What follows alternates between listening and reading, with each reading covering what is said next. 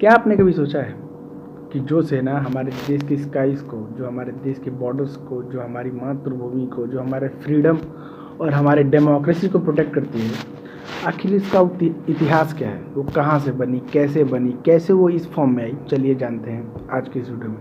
तो स्वागत है आप सबका मेरे चैनल डिफेंस वर्ल्ड पे, और आज की वीडियो में हम यही बात करेंगे, ठीक है। अगर वीडियो अच्छी लगे तो लाइक, कमेंट और सब्सक्राइब ज़रूर करना। कमेंट ज़रूर से ज़रूर करना अगर वीडियोस को देख रहे हो तो, ठीक है। भले लाइक सब्सक्राइब अगर अच्छी ना लगे तो ना करना, लेकिन कहाँ कहाँ मैं इम्प्रूव कर सकता हूँ, ठीक है। तो चलिए स्टार्ट करते हैं। तो शुरुआत करते हैं ना सबसे पहले हिस्ट्री से। आखिरकार हिस्ट्री क्या है हमारी सेना की? जो हमारा देश है, यानी कि जो इंडियन सब कॉन्टिनेंट है, ठीक है, उसकी जो मिलिट्री हिस्ट्री है वो काफ़ी बड़ी है, ठीक है। हम बहुत पहले से युद्ध लड़ते हैं, हम युद्ध कला जानते हैं, चाहे वो रामायण के समय हो, चाहे वो महाभारत के समय। हम एक वॉर सिविलाइजेशन है, मतलब वॉर रेडी सिविलाइजेशन, एक वॉरियर सिविलाइजेशन है। हमने युद्ध लड़ा है, हमें पता है कि लड़ाइयाँ कैसे लड़ी जाती हैं, बैटल्स कैसे लड़े जाते हैं, मिलिट्री इक्विपमेंट्स कैसे बनाए जाते हैं, ठीक है। लेकिन प्रॉब्लम ये थी ना कि वो सेनाएं राजा के लिए होती थी, वो लॉयल थी राजा से, किसी पर्टिकुलर क्लैन से, ना कि वो मातृभूमि की लड़ती थी, ठीक है। चंद्रगुप्त की सेना थी, वो मौर्यन की सेना थी, वो मौर्यन सेना थी, ना कि वो भारतीय सेना थी। वो देश के लिए नहीं लड़ते थे।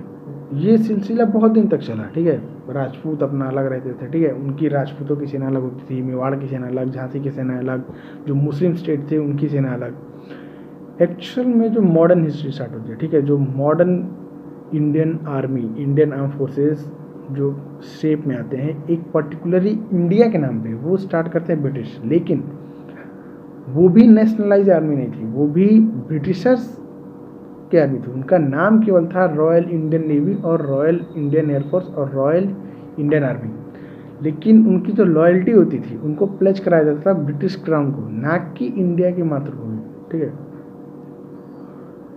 जब आज़ादी मिली, देश आज़ाद होने के बाद, वो सेना बनी भारतीय सेना, और तब उनकी जो लॉयल्टी होती थी वो ना किसी गवर्नमेंट और ना किसी चीज़ को और चीज़ के लिए, बस वो होती थी मातृभूमि के लिए, है ना, देश की सेना। तो हमारी देश की सेना एक्चुअल में तो बनी 1947 में, ये फिक्स है। उसके बाद ही भारतीय सेना बनी।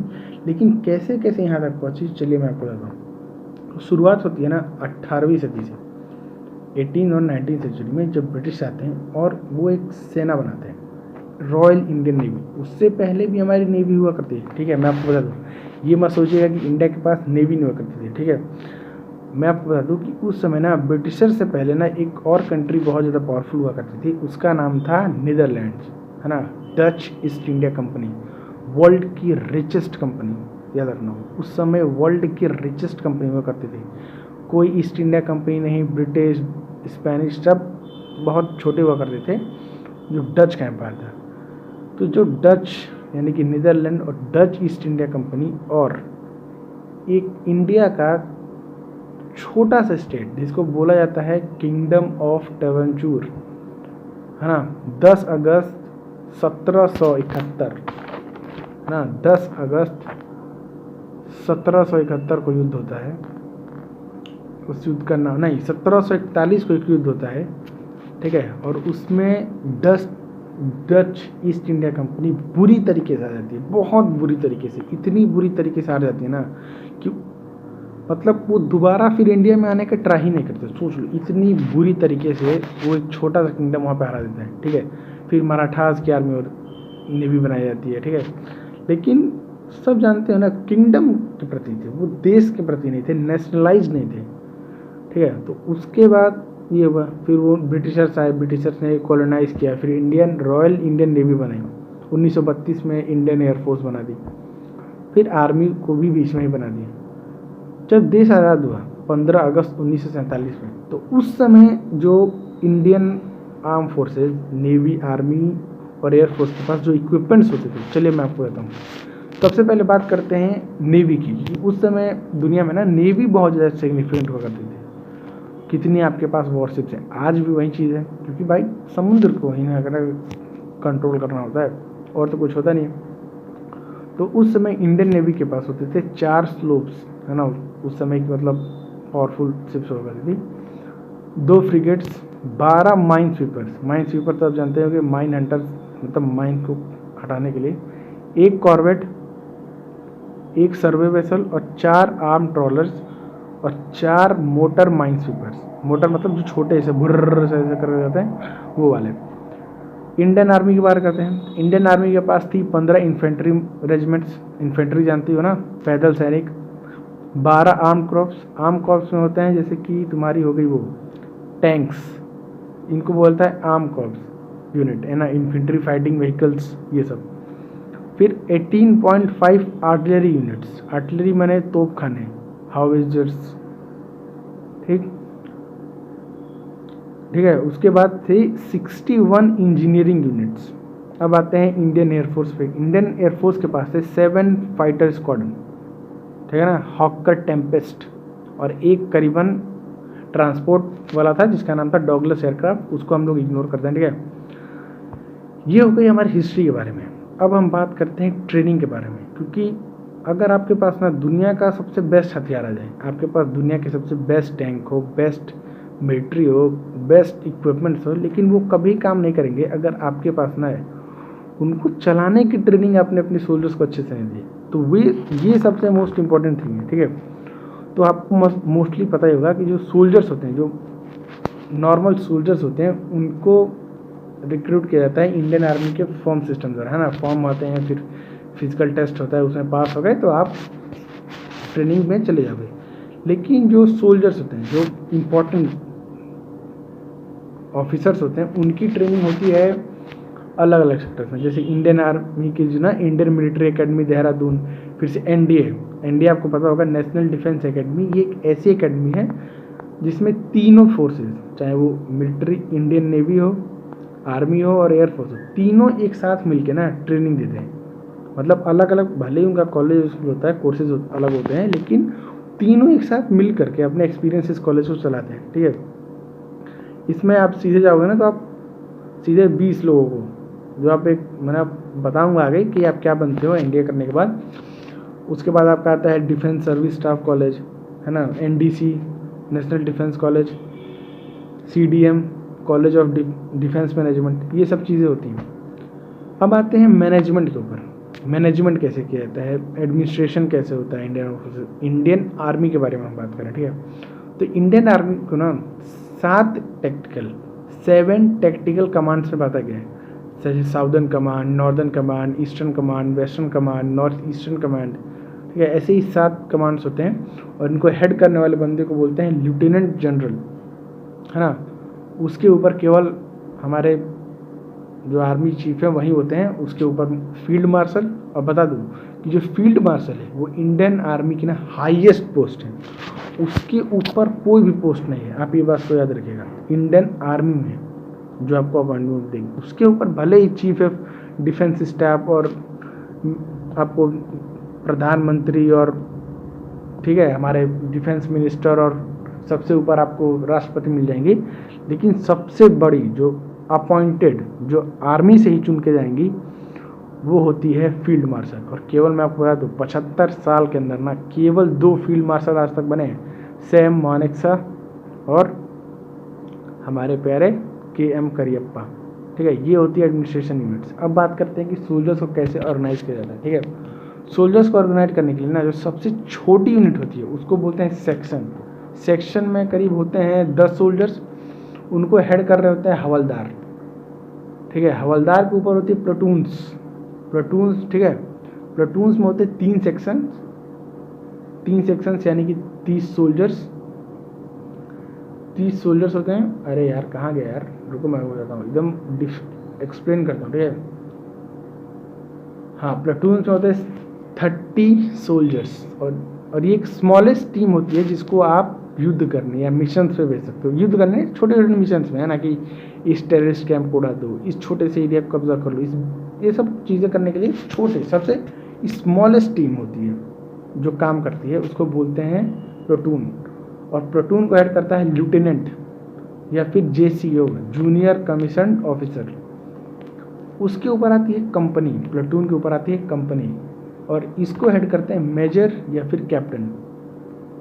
और इसमें होती है 3 प्लाटून्स, यानी कि 3 प्लाटून्स मिलकर बनाती हैं एक कंपनी, और इसमें होते हैं करीबन 100 से 120 सोल्जर्स, और ये एक सीरियस कॉम्बैट ग्रुप है और इसको बैकबोन भी कहा जाता है। मतलब यही रीढ़ की हड्डी है जो युद्ध करते हैं अलग अलग छोटे छोटे एरिया में बट के। और कंपनी के ऊपर होती है बटालियन।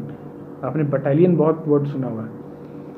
बटालियन को कमांड करते हैं कोलोनल इसको कहा जाता है, और इसको मोस्ट इंपॉर्टेंट यूनिट भी कहा जाता है कि यही मेन यूनिट है जो वॉर करती है कि मतलब इस फोर्ट को सीज करो, इस है ना, इस एरिया को कब्जा कर लो, इस सिटी पे कब्जा कर लो, ठीक है। ये होती है मोस्टली बटालियंस ही करती हैं, जिसमें करीब 800 से 1000 सोल्जर्स होते हैं। और इसमें आर्मी हेडक्वार्टर के स्टाफ्स होते हैं और सपोर्ट यूनिट्स भी इनमें होती है।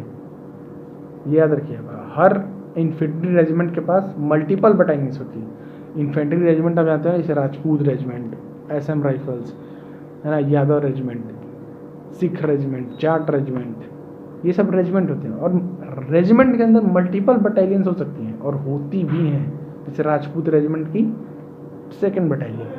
अब आते हैं इसके ऊपर ब्रिगेड। ब्रिगेड को कौन जानते हो हेड करता है? ब्रिगेडियर प्रताप, नाम तो सुना ही होगा, आजकल इंस्टा पे बहुत ज़्यादा ट्रेंड कर रहे हैं। तो एक ब्रिगेड में होते हैं करीब 3 से 5 बटालियंस, 3 से 5000 सोल्जर्स को मिलके बनाते हैं एक ब्रिगेड, और ये इंडिपेंडेंटली ऑपरेट करता है। इसके पास tank, missile, engineering corps, aviation, ये सब अपना होता है ब्रिगेड के पास। ब्रिगेड मतलब एक बहुत इंपॉर्टेंट यूनिट है ना, ये युद्ध करते हैं और ये इंडिपेंडेंट होते हैं। मतलब इनको ना ये मल्टीपल, ये फ्रंट होल्डिंग करते हैं, ये फ्रंट को होल्ड कर सकते हैं, इनके पास इतनी पावर होती है। मतलब 5000 सोल्जर बहुत बड़ी बात होती है, पूरा एक जिला कब्जा लोगे भाई इससे।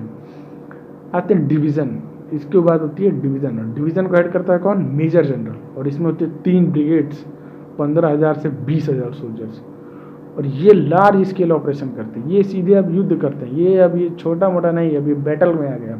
और इनके पास खुद की टैंक, आर्टिलरी, है ना, ये सब इनके पास होती है।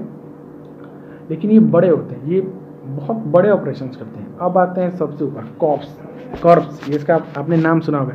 यही मेन बेटा यूनिट है जो युद्ध करने जाती है। इन्हीं मतलब इनको बांटा जाता है जो फ्रंट्स को होल्ड करती हैं। 3 डिविजन्स होती हैं, है ना, 3 से ज़्यादा डिविजन्स हो सकते हैं, ये बात रखिएगा। नंबर फिक्स नहीं है, उसको बढ़ाया घटाया जा सकता है डिपेंडिंग ऑन द मिशन, ठीक है। 3 डिवीज़न मिलके बनाते हैं एक कॉर्प, और करीब 40,000 से 75,000 सोल्जर्स होते हैं एक कॉर्प में, इन्फेंट्री सोल्जर्स। और इंडिया के पास केवल और केवल 14 कॉर्प्स हैं, स्ट्राइक कॉर्प्स, माउंटेन कॉर्प्स, दोनों को बार के। स्ट्राइक मतलब स्ट्राइक करने के लिए, माउंटेन समझ रहे हो ना कि हाई एल्टीट्यूड वॉरफेयर। फिर आते हैं कमांड होता है इन सब चीज़ों को कंट्रोल करने वाला। और इंडिया के अंदर 7 कमांड्स, मैंने आपको बताया ना, northern command, eastern command, western command, north eastern command, south command, ऐसे ही करीबन 7 कमांड होते हैं। और इनको LT जनरल, लेफ्टिनेंट जनरल इसको हेड करते हैं।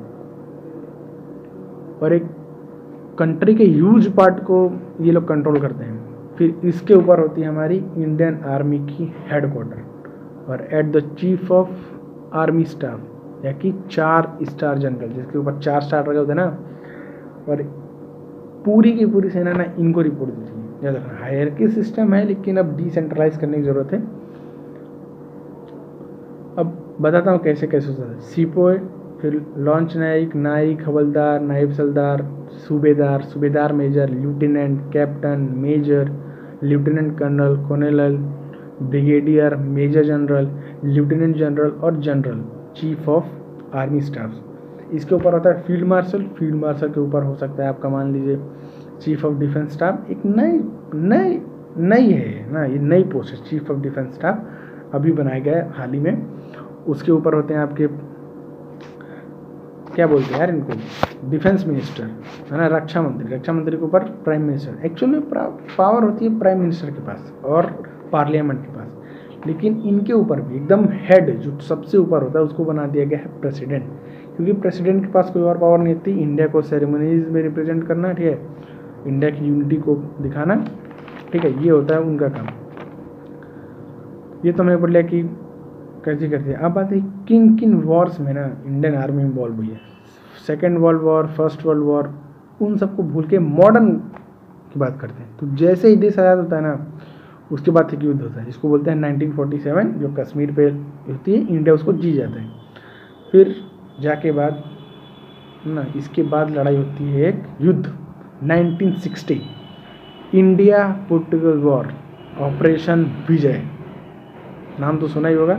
इसमें इंडिया पूरी तरीके से जो पोर्टुगीज़ फोर्सेज उनको डिस्ट्रॉय करके यहाँ से खदेड़ देते हैं और गोवा को इंडिया में मिला ले जाता है। 1962 का आपको पता ही होगा, चाइना घुसता है, वॉर करती है, हम लोग अपनी एयरफोर्स को इग्नोर करते हैं और थोड़ा सा हम लोग ज़मीन गंवा देते हैं। लेकिन इस युद्ध के बाद ना हमें बहुत बड़ा सदमा लगा था। लेकिन इसमें हार के ना 3-4 कारण थे। पहली बात कि हम चाइना की तरफ बहुत ज़्यादा सॉफ्ट थे, हमने ट्रेनिंग ही नहीं की थी, हमने सोचा ही नहीं था कि चाइना कभी इंडिया पे अटैक कर देगा, सबसे बड़ी ये गलती। और दूसरी थी इंडियन एयरफोर्स को इस्तेमाल ना करना। इसके अलावा और कोई रीज़न नहीं थे, ठीक है, बस यही 2 रीज़न थे, lack of training against China और दूसरी थी इंडियन एयरफोर्स को नहीं यूज़ करना। लेकिन इस युद्ध के बाद ना तुरंत एक और युद्ध होता है 1965 वॉर, और इसमें इंडिया पाकिस्तान को दौड़ा के मारता है, ख़त्म होता है। अब इसी दौरान जब सब चीज़ चल रहा होता है, इंडिया अपनी सेना की साइज़ को डबल कर देता है और दुनिया की दूसरी सबसे बड़ी सेना बना देता है, लार्जेस्ट स्टैंडिंग फोर्स, ठीक है। डिफेंस बजट को भी डबल कर दिया जाता है, 1% ऑफ द जीडीपी से 2.1% ऑफ द जीडीपी कर दिया जाता है, ठीक है। फिर 1967 में एक वॉर होती है चाइना और इंडिया के बीच में। इसमें इंडिया चाइना को बहुत ही ज़्यादा बुरी तरीके से मारता है और इंडिया इस युद्ध को जीत जाता है। और इससे इंडिया करीब 1 से 2,000 स्क्वायर किलोमीटर लैंड बना। उसके बाद कुछ थोड़ी बहुत झड़प होती हैं। 1971 में एक बहुत ही ज़्यादा मेजर वॉर होती है, इंडिया बांग्लादेश वॉर, और इसको बांग्लादेश लिबरेशन वॉर भी बोलते हैं। इंडिया इसमें पाकिस्तान को कुत्ते की तरह मारता है और इस युद्ध को जीत जाता है। उसके बाद फिर एक युद्ध होता है 1991 की कारगिल वॉर, इसमें भी इंडिया जीत जाता है, ठीक है। उसके बाद मोस्टली हमने कोई युद्ध लड़ा नहीं है, मतलब छोटे मोटे बॉर्डर कॉन्फ्लिक्ट्स हुए हैं लेकिन युद्ध नहीं हुआ है ना, वॉर जिसे बोलते हैं। अभी हाल ही में जैसे ऑपरेशन सिंदूर हुआ, ये एक ना छोटे मोटे ऑपरेशन है, वॉर नहीं हुई। वॉर होती है ना तो एकदम ऑल आउट वॉर इंडिया लड़ता है, एकदम हिटलर के स्टाइल में, है ना, जो क्या बोलते हैं इसके ब्लिट्जक्रिग टेक्निक्स को यूज़ करते हैं, ठीक है। तो आज की वीडियो में रखते हैं बस इतना ही। वीडियो को अगर आपने यहाँ तक देखा है तो उसके लिए बहुत ज़्यादा धन्यवाद। वीडियो को लाइक करें, सब्सक्राइब करें और कमेंट में ज़रूर बताएं कि मुझे कहाँ कहाँ इम्प्रूवमेंट करनी चाहिए, ठीक है। मिलते हैं कल नए नेक्स्ट वीडियो में।